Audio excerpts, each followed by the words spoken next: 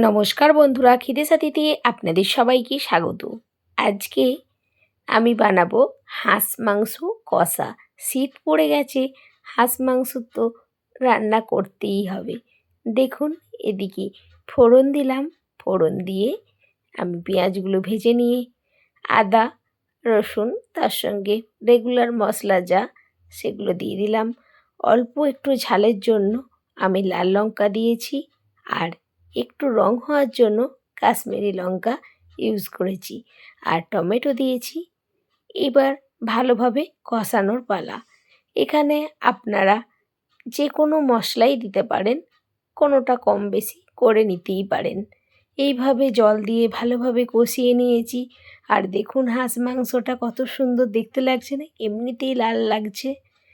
একদম ছোট্ট ছোট্ট করে টুকরো করা হয়েছে যাতে তাড়াতাড়ি সিদ্ধ হয়ে যায়। এবার এটাকে ভালোভাবে কষানোর পালা। এই মাংসটা যত ভালো কষাবেন তত ভালো টেস্ট হয়। এই মাংসটা রান্নার সময় একটু সামান্য পরিমাণ কম তেল দেবেন, কেননা এটা যখন কষা হয়ে যায় এমনি থেকেই অনেকটা তেল বেরোয়।